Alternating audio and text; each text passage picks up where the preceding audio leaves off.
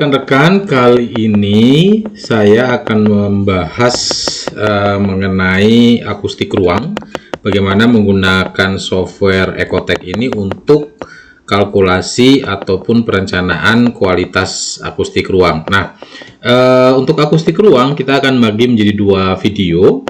Video yang pertama nanti kita akan membahas mengenai bagaimana cara untuk menganalisis terkait dengan mendesain ruangnya, ya, karena kan kualitas akustik ruang itu kan salah satunya kan dipengaruhi oleh faktor desain ruangnya, baik itu bentuk ruangnya maupun yang berkaitan dengan material-material akustik yang akan ditempatkan di dalam ruang.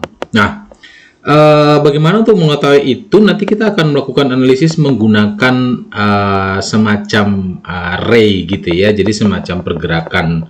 Kita mengasumsikan bunyi itu bergeraknya seperti apa di dalam ruang, kita simulasikan dengan software ini untuk melihat nih, oh bagian-bagian mana yang harus kita treatment dalam sebuah ruang. Oke, nah di case kali ini saya sudah punya satu ruangan, ukurannya itu adalah 20 meter dikali 12 meter dengan ketinggian 8 meter. Ya, di sini saya sudah punya shoebox lah ya, ibaratnya seperti itu. Nah, sebelum kita mulai, saya sarankan teman-teman itu mengganti background dari software ini menggunakan warna hitam. Karena nanti ketika kita melihat hasil analisisnya, kalau warna putih, itu warnanya akan menjadi berbeda ya. Cara bacanya kemudian menjadi membingungkan. Nah, cara merubahnya gimana? Teman-teman ke sini ya, di atas sini, ke preference di sini, kemudian teman-teman ke bagian modeling, ini ya. Kita klik modeling. Nah, display colornya teman-teman klik di sini, ganti menggunakan black background. Kalau misalkan teman-teman di softwarenya itu ada masih white gitu ya, ganti menggunakan black background. Setelah itu apply to all season, kemudian oke. Sebagai info di sini saya menggunakan yang software yang versi 5.6 ya, 5.6. Silakan nanti teman-teman bisa pakai yang sama begitu ya. Oke. Nah, sudah, kemudian saya sudah punya ruangan. Nah, step berikutnya adalah kita harus menempatkan sumber bunyi di dalam ruangan. Kita asumsikan kita punya loudspeaker yang dipasang gitu ya. Jadi ruangan ini menggunakan sound system, ada loudspeakernya. Nah, untuk menaruh loudspeaker kita ke sebelah kiri. Ini ada gambar loudspeaker di sini, kita klik. Kemudian saya sarankan teman-teman jangan asal nempatin di sini saja seperti itu, karena biasanya nanti XYZ-nya itu akan rancu ya. Saya lebih senang kalau biasanya adalah saya taruh dulu di sini ya, di tengah-tengah ruang seperti ini. Kita klik dulu, kemudian kita tarik ke arah mana loudspeaker itu menghadap. Jadi ini tarik untuk melihat untuk sesuai dengan arah hadap loudspeakernya. Jadi sini sampai di sini, panjangnya berapa bebas ya, yang penting kelihatan begitu ya. Jadi misalnya ini saya klik lagi, klik. Nah, ini kelihatan kan ya. Berarti loudspeakernya sekarang ada di posisi di sini dan arah tembakan bunyinya ke depan gini ya. Nah, arah tembakan bunyinya ke sana sesuai dengan tanda panah ini ya. Apakah lingkaran ini mempengaruhi dari besar atau sebaran bunyi yang keluar? Tidak ya. Jadi ini hanya semacam ilustrasi saja untuk menunjukkan kepada kita selaku pengguna software begitu ya. Nah, kalau sudah, sekarang saya mau tempatkan nih loudspeaker, kan nggak mungkin di lantai seperti ini ya, pasti di atas. Pada umumnya yang kita temui kan di atas, kemudian di kiri dan di kanan seperti itu. Nah, saya mau mindahin. Maka saya ke sini sebelah kanan, ke yang sini ya, kita klik. Kemudian saya mau mindahin ya. Untuk X-nya berarti saya mau geser dia ke depan itu, anggaplah saya mau geser 3 meter. Maka saya masukkan 3000 mili. Kemudian Y-nya saya mau geser dia ke pinggir ya. Saya mau geser di pinggir, saya pakai 4 gitu ya, 4 meter, sorry, 4000 mili gitu ya. Kemudian Z-nya karena ini 8 meter, maka saya mau naikkan dia kurang lebih di angka sekitar 5 meter di atas gitu ya. Maka Z-nya saya isi 5000 gitu. Kalau sudah, kemudian kita tinggal klik apply transform. Nah, ini udah geser tak? Nah, teman-teman bisa lihat ya. dia udah di atas seperti ini, kemudian apa namanya, di tepi ya. Kemudian misalnya saya mau duplicate dia yang sebelah sini ya, kan kalau ini sebelah sini ya, si sebelahnya. Nah, kita tinggal ke sini lagi, kita ke bagian ini lagi ya. ZX-nya saya buat 0 karena X-nya saya nggak mau pindah. Kemudian Z-nya juga saya buat 0, tapi Y-nya itu saya mau geser ke sebelah sana, tapi saya mau copy, mau duplicate, maka saya buat menjadi minus 8. Nah, seperti ini kan, karena kan asnya kan 0, berarti kan ini udah geser 4, berarti ke sini 4, ke sini lagi 4, berarti kan minus 8. Setelah itu kemudian create array, di sini satu aja ya. Kalau misalkan banyak 10 ya silakan langsung surat, nanti langsung jadi 10. Satu aja, kemudian kita create array. Nah, udah jadi ya. Nah, udah jadi nih. Oh, belum ya, sebentar. Ini saya lupa ya, kita delete dulu saja. Ini saya mau hadapkan dia ke audien dulu. Ini kan nembaknya malah ke dinding ya, sedangkan audiennya kan di bawah sini ya. Kita rotate dikit deh. Nah, kita rotate dikit. Berarti saya ke sini ya, kita ke bagian ini, di atas ini ya. Kita klik, kemudian kita klik yang ini. Nah, ini artinya apa? 00-nya itu pindah ke sini, ke titik ini. Nah, sini ya, 00-nya pindah ke titik ini. Nah, objek ini pengen saya rotate, maka saya ke sini, kita ganti dia rotate axis. Nah, rotate axis-nya ya. Rotate axis-nya terhadap sumbu apa? Terhadap sumbu Z. Terhadap sumbu Y berarti kan. Maka saya mau rotate, taruhlah berapa? Minus 30. Kita coba ya. Nah, wow, ini terlalu rendah ya. Terlalu rendah. Oke, kita naikin dikit ya. Kita kebalikin. Ini 10. Kita apply. Oke, make sense ya. Tembakannya make sense ya. Oke, kita anggap ini oke lah. Sudah bagus ya. Kemudian baru kita copy. Nah, kalau sudah, kemudian saya ke move. Ke tadi Y-nya minus 8. Oh, sorry. Kemudian Z-nya 0 ya, kita create array. Nah, kita sudah punya dua loudspeaker. Anggapannya itu di sini panggung gitu ya. Sini panggung, di atas panggung kita punya dua loudspeaker kiri kanan yang nembak ke arah audien gitu. Oke. Nah, kalau sudah punya seperti ini, sekarang saya mau menganalisis. Bagaimana bunyi, pola bunyi yang keluar dari loudspeaker itu dan dampaknya terhadap keputusan saya misalnya nanti untuk memperbaiki bentuk ruang ataupun dalam menata material akustik dalam ruang. Ya, jadi tujuannya dua tadi ya. Yang pertama adalah bagaimana saya merespon untuk merubah bentuk ruang ya, ataupun saya merespon dengan menata material akustik dalam ruang. Nah, yang pertama, yang paling penting adalah yang biasanya menjadi masalah adalah bagian plafon. Ya, bagian plafon itu terkadang kemudian membuat bunyi itu datang ke audien itu telat. Jadi bunyi itu kan ada dua ya, ada tiga ya sampai ke audien ya. Bunyi yang pertama adalah bunyi yang keluar langsung dari loudspeaker langsung ke telinga Anda. Kemudian ada bunyi yang ke plafon dulu baru kemudian mantul ke telinga Anda, atau ke dinding kemudian mantul ke telinga Anda. Kemudian yang ketiga itu adalah namanya bunyi reverb. Bunyi yang kemudian karena pantulan yang sangat banyak di dalam ruangan kemudian dia datang sampai ke telinga Anda itu telat gitu loh, ibaratnya seperti itu. Ada tiga ini. Nah, bunyi pantulan yang datang terlambat jika dibandingkan dengan bunyi langsung dari loudspeaker itu akan membuat masalah di dalam dalam penerimaan telinga kita. Karena yang datang misalnya nih bunyi langsungnya datang tes, tapi yang pantul dari plafon nyampe ke telinga kita telat 1 detik misalnya. Wah, itu kan di telinga kita nanti bingung ya. Nanti kan bunyinya menjadi sa sa ya ya ma ma wu gitu ya. Nah, seperti itu. Jadi yang paling penting yang pertama teman-teman coba analisis adalah bagaimana bentuk plafon itu mempengaruhi pantulan bunyi. Nah, secara teori dia menyebutkan, kita cek di sini ya. Misalnya kita lihat secara teori di sini. Oke, nah ini teorinya seperti ini ya. Dia bilang bahwa Kalau bunyi yang datang itu telatnya kurang dari 20 milisecond, maka itu sangat bagus, istimewa ya.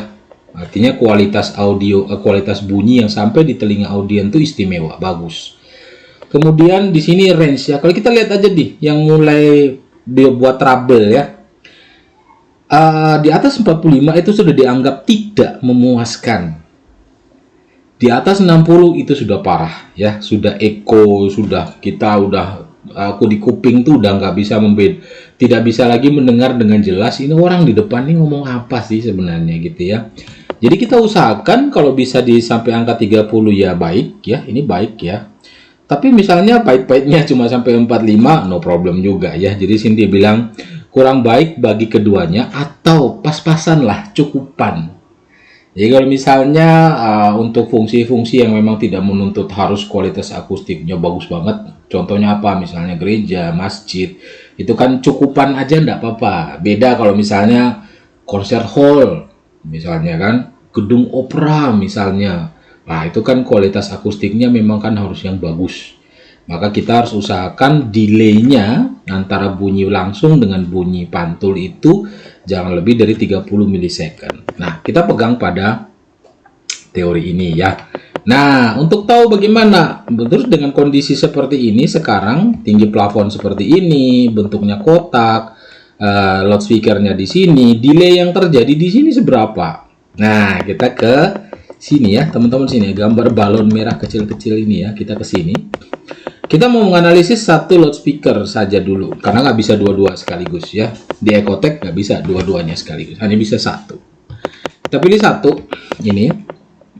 Kemudian kita tag as source, ini ya. Kita klik, jadi objek ini akan dianggap sebagai sumber bunyi. Kemudian di sini kita akan buat ray. Ray itu semacam panah yang akan keluar dari loudspeaker ini yang menunjukkan bunyinya itu kayak apa sih. Besaran bunyi yang keluar itu kayak apa. Oke, kita pilih yang spherically random aja, enggak apa-apa. Atau oke, kita lihat dulu yang ini ya, kita pakai yang circular pattern dulu aja. Ini kita mau lihat desain plafonnya ya. Kita klik circular pattern. Kemudian, nah jangan lupa juga karena kita mau menganalisisnya itu plafon, maka plafon ini kita pilih. Kemudian kita harus tag dia sebagai reflektor. Di sini ya, di atas ini kita klik, kemudian kita tag selected object. Jadi kita menganggap bahwa si plafon akan dianggap sebagai reflektor ya. Nah kemudian di bawah sini kita akan lihat nih angular incrementnya sekian, bouncingnya sekian. Angular increment itu artinya ray-nya itu akan keluar per berapa derajat begitu. Kemudian pantulannya berapa banyak, jangan banyak-banyak karena untuk menganalisis ini saja kita pakai satu saja bouncingnya. Kemudian berikutnya jangan lupa lagi di bawah sini kita only test reflektor ya, kita centang ya, karena kita hanya mau ngetes nih plafon kayak apa sih gitu ya, kayak apa ininya pantulan yang dihasilkan oleh si plafon ya. Kemudian yang di bagian bawah ini kita pilih animated ray, jangan partikel ya. Kita pilih saja animated ray. Kita klik seperti ini gitu ya. Kemudian yang ini kita pilih relative to direct, oke. Kemudian ini kita pilih delay. Ya, ini kita pilih delay kalau kita mau ngecek tadi ya, delaynya berapa begitu ya. Ini silakan nanti mau pilih yang di frekuensi berapa ya, 250, 500 dan seterusnya. Kita default saja satu gitu ya. Kalau sudah kemudian kita klik di atas ini generate ray. Terus. Nah, di sini kenapa tidak keluar? Karena di sini ya kita lihat di atas ini ada azimuth angle and axial rotation. Karena kita mau ngecek plafon, maka axial rotationnya kita harus buat jadi 90 supaya dia berdiri ya. Azimuth angle ini adalah bukaan bunyinya seberapa besar. Nah, bukaan bunyinya seberapa besarnya taunya dari mana? Taunya adalah dari loudspeaker yang mau kita pakai. Nah, misalnya contoh di sini ya, ini ada loudspeaker dengan spesifikasi teknisnya. Misalnya saya mau pakai loudspeaker yang ini. Teman-teman jangan usah pusing-pusing lihat yang lain, ini angkanya kan banyak banget nih ya. Ini produknya JBL ya. Teman-teman lihat yang ini, coverage pattern. Di sini dia bilang 60 kali 40. Artinya si loudspeaker ini bisa mengeluarkan bunyi ya pada horizontal, sumbu horizontal itu besar bunyi yang keluar itu 60 derajat. Tapi pada vertikal besar bunyi yang keluar adalah 40 derajat. Gitu ya. Kemudian ini juga sama ya, 90-50 ini juga sama ya. Nah, kalau sini 40, misalnya saya mau pakai 40 ya, 60-40 dan saya mau lihat plafon, berarti kan yang vertical pattern yang kita lihat ya. Maka di sini azimuth angle-nya kita ganti jadi 40.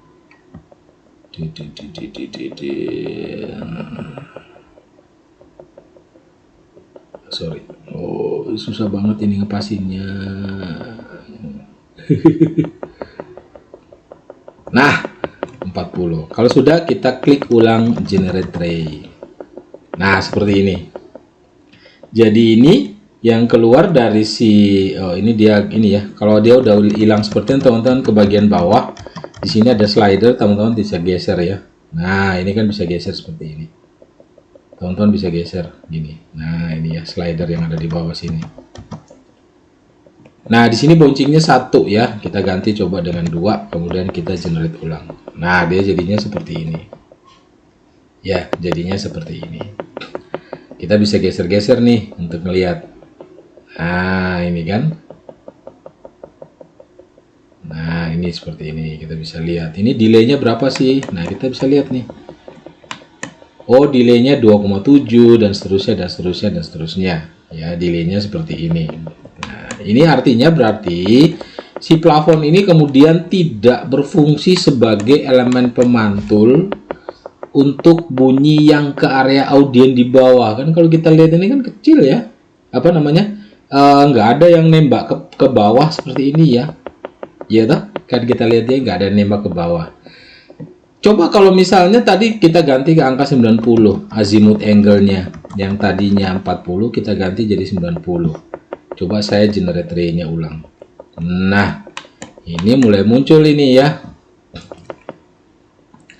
Kemudian kalau kita tarik angkanya, nah, oh sorry, ini kita jangan di sini kita nggak klik relative to direct, tapi kita ganti menjadi absolute value. Nah, sorry, ini saya keliru ya. Kita ganti ke absolute value seperti ini, kelihatan nih. Nah, ini ya. Oh sorry ya. Nah, artinya yang sampai ke bawah sini ini ada 34, masih oke ya. Kalau kita lihat dari standar tadi, ini kan maksimal 45 ya. Lebih dari 45 itu udah jelek. Nah, kita lihat ini masih 30 ya. Yang di sini berarti apa? Berarti plafon area sini nggak apa-apa flat seperti ini. Nggak perlu kita otak-atik plafonnya, ya toh? Bentuk plafonnya nggak perlu kita otak-atik. Kita tarik lagi sampai ke yang belakang misalnya. Batasnya 45 tadi ya. Nah, ini sudah 44 ya. Berarti kan yang ke belakang sini kan pasti akan lebih tinggi lagi ya angkanya ya. 49, 51 gitu ya. Kita batasi di sini misalnya. Sini 45-nya di sini ya, 45,4 milisecond. Berarti mulai dari garis ini ya. Jadi ini kalau kita tarik garis lurus dari sini ke sana, seret gitu ya. Mulai dari sini ke belakang di sini, kita harus melakukan sebuah treatment. Treatmentnya apa? Treatmentnya bisa dengan merubah bentuk plafon, sehingga jarak pantulannya tadi menjadi lebih pendek. Ya kan? Karena kan jarak ini itu kan resultan kan ya. Ini ke sini tambah ini ke sini kan. Ya, dibagi dengan kecepatan bunyi gitu kan, kecepatan bergeraknya bunyi. Nah, kalau plafon yang di belakang sini kemudian lebih pendek, ya lebih pendek, maka kemudian waktu tempuhnya kan akan menjadi lebih pendek. Kalau waktu tempuhnya menjadi lebih pendek kan berarti delaynya juga akan menjadi lebih pendek. Nah, gitu lah, gitu ya. Itu yang pertama bisa dilakukan. Yang kedua yang bisa dilakukan apa? Aduh, Pak, ini bentuk plafonnya nggak bisa. Kami nggak mau ganti, maunya ya bentuk plafonnya kayak gini, atau misalnya dari kliennya Ah, saya nggak mau ruangannya di otak-atik bentuknya, pokoknya ruangannya harus tetap kayak gitu. Nah, terus apa yang bisa dilakukan? Yang bisa dilakukan adalah yang kedua, mulai dari titik ini ke belakang sini, semuanya harus ditreatment dengan material akustik yang menyerap energi bunyi. Tujuannya apa? Tujuannya supaya bunyi yang pantul dari plafon turun ke telinga kita, itu kemudian energinya jauh berkurang, sehingga ketika dia sampai ke telinga kita, meskipun telat, tidak mengganggu bunyi yang langsung datang tadi dari loudspeaker ke telinga kita. Gitu ya. Jadi meskipun dia datangnya telat, tapi karena energinya sudah kita kuras banyak, sudah kita redam banyak dengan material akustik, sampai di telinga kita tidak mengganggu bunyi langsung yang datang tadi sampai di telinga kita. Nah, gitu ya teman-teman, kira-kira cara untuk kita menganalisis apa yang harus treatment, apa yang harus dilakukan di ruangan kita, apakah mengotak-atik bentuknya kah, ataukah bagaimana menempatkan material akustik. Area mana yang harus dikasih material akustik, mana yang nggak usah, misalnya seperti itu. Teman-teman juga bisa menganalisis ini di bagian dinding juga, sama bisa dilakukan juga. Oke, jadi ini yang pertama. Kemudian yang kedua yang bisa dilakukan adalah, ini saya bersihkan dulu ya. Kalau mau bersihkan ini, kita ke bawah sini, kita tarik ke bawah, kemudian kita clear aja. Oke, nah ini udah bersih nih, udah nggak ada lagi partikel. Nah, kemudian kedua yang teman-teman bisa lakukan adalah, untuk kita mau tahu apakah ada echo atau enggak dalam ruangan ini. Echo itu kan berarti nanti jadi masalah ya. Atau reverbnya tinggi enggak misalnya ruangan ini. Daerah mana yang saya harus prioritaskan material akustik yang meredam energi bunyi misalnya. Nah, kita kembali ke sini. Ini reflektornya kita klik, kemudian kita clear tag, karena kita nggak mau menganalisis plafon atau dinding sekarang, kita mau menganalisis ruang secara keseluruhan. Jadi reflektornya saya klik, kemudian saya clear, jadi udah nggak ada lagi. Only test reflektornya juga saya matiin. Kemudian di generate ray-nya saya ganti menjadi spherical random. Ini nanti berarti ray-nya akan keluar itu akan random gitu loh, acak begitu ya. Nah, kemudian yang kedua ke sini azimuth range dan altitude range. Nah, ini kembali lagi kita akan melihat ke spesifikasi sound system. Tadi sound system dia bilang, loudspeakernya bilang horizontal saya 60, vertikal saya 40. Maka yang bagian azimuth ini kita harus ganti menjadi 40. Ini yang vertikalnya ya.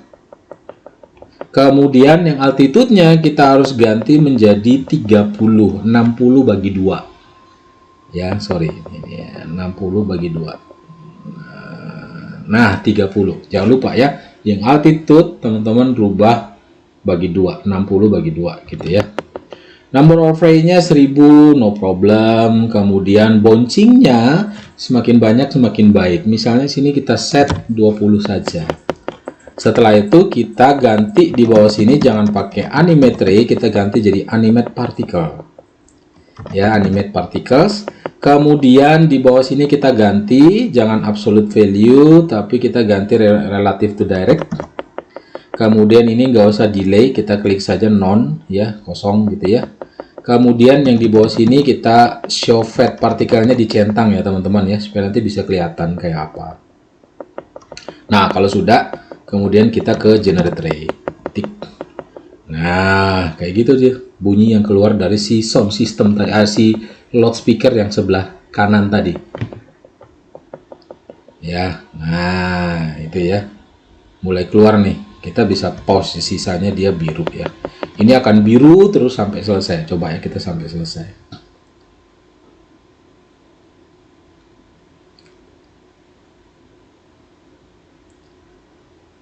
Oke, udah selesai ya. Udah selesai. Nah, cara membacanya gimana Pak? Ini hijau apa, biru apa, dan seterusnya. Oke, kita coba ke tombol help di atas. Kita klik, kemudian help topics. Kemudian di sini saya ganti, misalnya ini ya. Saya pakai kata kuncinya ini ya, mask di sini ya, atau echo. Nah, kita klik pilih yang ini ya, acoustic ray and particle. Nah, di sini dia ada penjelasan. Kalau kita scroll ke bawah ada penjelasan ya. Nah, teman-teman coba lihat gambar ini. Coba amati gambar ini. Nah, di sini dia cerita. Yang warna hijau itu adalah direct sound, bunyi yang datang langsung dari sound system atau dari loudspeaker. Kemudian yang kuning itu artinya bunyi yang mantul dalam ruangan tapi berguna. Dia tidak akan merusak kualitas bunyi yang sampai ke telinga Anda. Ya. Kemudian yang warna oranye ini udah seperti lampu kuning ya. Hati-hati, ini bisa jadi masalah. Ya, jadi ini yang border tadi. Ini bisa jadi masalah. Kemudian yang ini, yang merah itu echo, ini berarti gaung, mengganggu, udah pasti akan ganggu. Kemudian yang biru muda itu reverb. Reverb itu bisa saja mengganggu, bisa saja tidak. Reverb itu juga bisa membantu kita untuk memberikan kesan spasial ruangan dalam kepala kita, di dalam sensori kita. Jadi kita bisa merasa, oh ini ruangannya gede nih, ini ruangannya kecil, misalnya kayak gitu ya. Itu reverb. Kemudian yang masking yang biru tua ini no problem, kita abaikan ya. Ini energi bunyinya sudah sangat rendah, udah terlalu rendah sehingga tidak akan mengganggu kualitas bunyi yang di telinga kita. Gitu ya. Jadi kita harus hati-hati dengan yang warna merah, yang warna oranye, dan juga sedikit harus hati-hati dengan yang warna biru muda. Oke, gitu ya. Teman-teman kalau mau baca detailnya lagi seperti apa, ke sini aja ya. Teman-teman tinggal baca di sini. Teman-teman tinggal bisa baca direct itu apa, useful apa, border apa, echo apa, reverb apa, mask apa. Ya, silakan baca di help-nya. Oke, nah sekarang kita mau lihat kayak apa sih tadi? Tadi cepet banget. Oke, kita bisa lambatin. Jadi misalnya kalau kita play lagi, ini di sini ada playernya ya. Kalau kita play lagi, nah ini ya, cepet banget ya. Bisa pause sih, tapi kan cepet banget. Kita ngamatinya kan pusing mungkin ya. Nah, untuk membuat dia sedikit lebih lambat, teman-teman ganti ini animation frame-nya. Di sini dia 347 frame per second. Kita ganti supaya dia lebih lambat. Kita ganti misalnya jadi 100 frame per second. Kemudian coba kita play. Nah, jadi lebih lambat ya. Jadi lebih lambat kan. Nah, ini kita lihat nih coba. Oke, ini masih hijau, masih biru, masih kuning. Oke, no problem. Masih hijau, masih biru. Kita punya mulai muncul masking di sini. Ya. Mulai muncul masking dan juga mulai muncul reverb. Kita cek nih, reverb tadi disebabkan oleh apa ya? Kalau kita geser dia ke belakang sedikit, bisa scroll ya. Teman-teman bisa scroll di sini ya. Klik di sini, klik di ininya, kemudian kita scroll. Kok nggak mau? Saya bentar.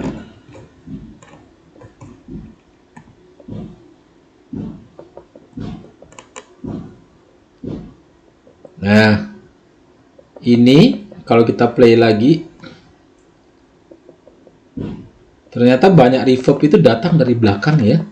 Nah, dari sini awalnya dia kuning, tapi begitu sampai di tengah dia jadi reverb. Hati-hati. Kita teruskan lagi ya. Mask kita abaikan ya, nggak masalah. Oke, ini ada reverb juga yang balik dari belakang nih malahan. Dari sini, balik kembali ke sini, reverb lagi. Oke.